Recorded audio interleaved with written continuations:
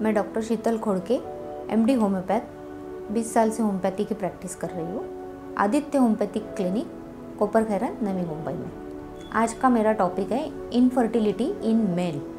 पुरुषों में अगर समझो 1 साल से ट्राई कर रहे हैं बच्चा होने के लिए और 1 साल के ऊपर हो गया है और नेचुरल तरीके से बच्चा नहीं हो रहा है, इसका मतलब है कि पुरुषों में इनफर्टिलिटी है। उसके क्या क्या कारण हो सकते हैं? सबसे मेन, हम लोग आज मॉडर्न युग में जी रहे हैं, कॉम्पिटिटिव युग में जी रहे हैं। सब एक दूसरे से कॉम्पीट कर रहे हैं, तो मुझे ये चाहिए वो चाहिए। इसकी वजह से क्या हो रहा है? टेंशन बढ़ रहे हैं। टेंशन सब बीमारी की जड़ तो है ही। इस भागा दौड़ी में हम लोग हमारी हेल्थ का ध्यान नहीं रख पा रहे हैं, तो खाना पीना भी टाइम पे नहीं हो रहा है। मेल इनफर्टिलिटी में लाइफस्टाइल से भी प्रॉब्लम है। अगर समझो ब्लॉकेजेस है, जो जहाँ से स्पर्म आता है, जहाँ से शुक्राणु आते हैं, वहाँ अगर ब्लॉकेजेस है तो ब्लॉक ही है तो वह आएंगे कैसे? उसको अजोस्पर्मिया भी बोलते हैं, जिसमें 0 काउंट भी होता है।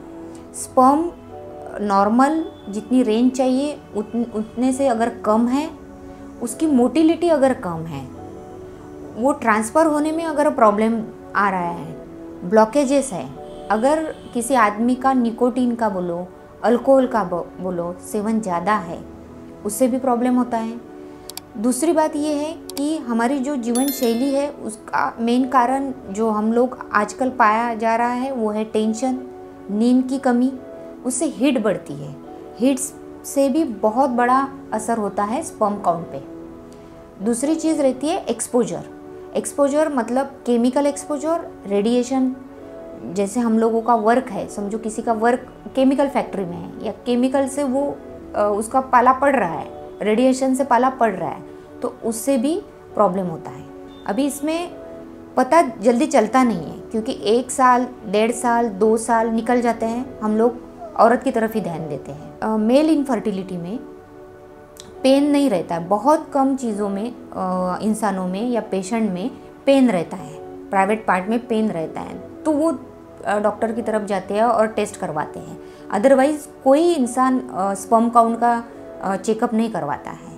तो ये उनमें सिम्टम बहुत कम रहते हैं, बहुत ज़्यादा कम रहते हैं। अभी इन सारे प्रॉब्लम के लिए सबसे बेस्ट सोल्यूशन है होम्योपैथी। होम्योपैथी क्या करेगी? आप पे मानसिक स्तर पे, mental as well as physical, दोनों पे काम करेगी।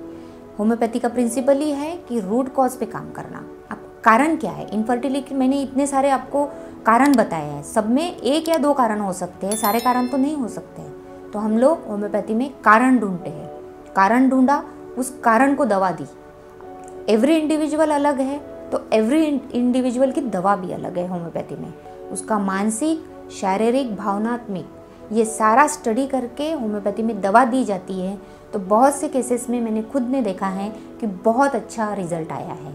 मेल इनफर्टिलिटी दूर हो गई है, उनका फर्टाइल पीरियड, उनकी फर्टिलिटी बढ़ी है। 2 मेन काम करती है होम्योपैथी। एक, जो प्रॉब्लम है वो निकालती है, और दूसरा उनकी फर्टिलिटी बढ़ाती है, तो होने वाला बच्चा अच्छा हो जाता है। जैसे मैंने मेरे क्लिनिक में एक पेशेंट के बारे में बताना चाहती हूँ कि एक मेल इनफर्टिलिटी का पेशेंट था।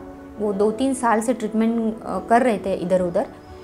वो आदमी का मतलब वाइफ की ट्रीटमेंट कर रहे थे, उनको ये ध्यान ही नहीं गया कि मेल की भी ट्रीटमेंट करनी चाहिए या मेल के टेस्ट करने चाहिए। जब मेरी तरफ वो केस आई तो मैंने उन दोनों के टेस्ट करवाए। तो टेस्ट में नतीजा ये सामने आया कि जो आदमी था उसका काउंट 0 था, स्पर्म काउंट 0 था, ऑलमोस्ट। उसको अजोस्पर्मिया बोलते हैं, मीन्स नो स्पर्म।